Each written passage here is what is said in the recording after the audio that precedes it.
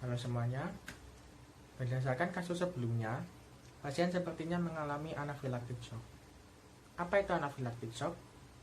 Anafilaktik shock ini adalah shock yang terjadi karena adanya reaksi alergen di dalam tubuh yang bisa berakibat fatal dan mampu menyebabkan kematian jika tidak ditangani dengan cepat. Reaksi alergen yang terjadi pada anafilaktik shock dapat terjadi karena antibodi IgE yang bereaksi secara spesifik pada antigen tertentu yang berasal dari alergen tersebut, kemudian diikat oleh mast cell. Nah, di mana hal ini dapat menyebabkan rilis histamin berlebih yang akhirnya dapat menyebabkan anafilaktik shock. Nah, beberapa tanda-tanda dari anafilaktik shock ini bisa dalam kulit, bisa mengalami urtikaria, atau mungkin dapat sesak napas, dan mungkin bisa mengalami kehilangan kesadaran.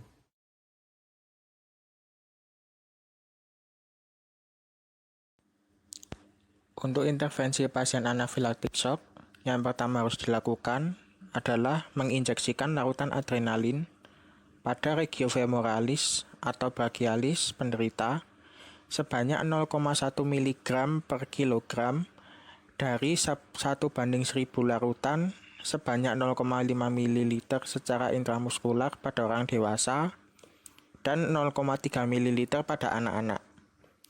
Catat waktu pemberiannya, lalu ulangi pemberian selama 5-15 menit sampai gejala menghilang. Kemudian, lakukan pemberian oksigen sebanyak 6-8 liter per menit dengan menggunakan face mask. Jika tekanan arteri karotis tidak terasa, lakukan resusitasi jantung paru atau CPR. Lakukan pemasangan infus dengan larutan isotonik berupa natrium klorida 0,9% atau Ringer laktat pada penderita dewasa sebanyak 10-20 ml per kilogram berat badan dalam 10-20 menit. Lakukan injeksi diphenhidramin 1-2 mg per kilogram berat badan penderita sampai 50 mg dosis tunggal secara intravena. Jika terjadi wheezing atau suara mengi saat pemeriksaan auskultasi, lakukan injeksi aminofilin 4-6 mg per kilogram berat badan secara intravena. Setelah itu, segera mencari bantuan dengan menelpon ambulans dan dokter IGD terdekat, lalu bawa penderita ke IGD atau rumah sakit sesegera mungkin. Berikut adalah alat-alat untuk mengukur tekanan darah. Ada sphygmomanometer dengan bagian-bagiannya, yaitu pump untuk memompa udara, lalu ada valve untuk membuka tutup udara yang dikeluarkan, lalu ada dial untuk melihat tekanan darah, lalu ada cuff yang diletakkan di lengan atas pasien. Ada stetoskop dengan bel yang diletakkan di bagian tubuh pasien seperti pergelangan tangan. Lalu ada diafragma sebagai jalur masuknya udara.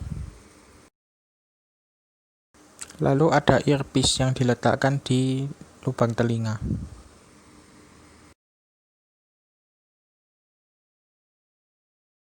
Untuk cara menggunakan stetoskop, pisahkan bel dengan earpiece-nya, lalu masukkan earpiece ke dalam lubang telinga, lalu putar diafragmanya, lalu coba ketuk-ketuk bel untuk mendengarkan bunyinya. Untuk pengukuran tekanan darah, pasangkan cuff pada lengan atas pasien.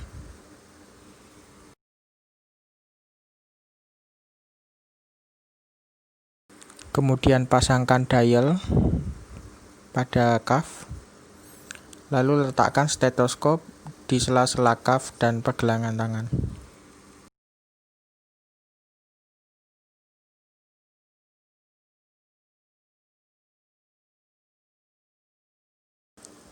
Kemudian tekan arteri radialis dan tutup valve. Setelah valve ditutup, pompa pump pada sphygmomanometer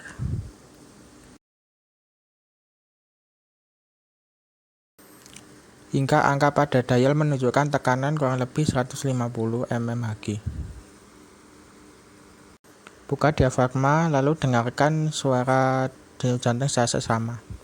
Ketukan yang pertama muncul adalah tekanan sistolik, lalu hilangnya ketukan merupakan tekanan diastolik.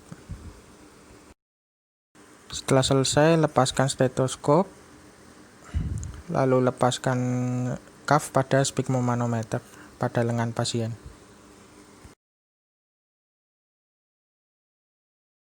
Berikut adalah cara pengecekan nadi pada pasien. Yang pertama bisa dengan perabahan arteri radialis di sekitar pergelangan tangan pasien. Atau jika di arteri radialis tidak terlalu teraba, bisa melalui perabahan arteri karotis yang terletak di sekitar leher.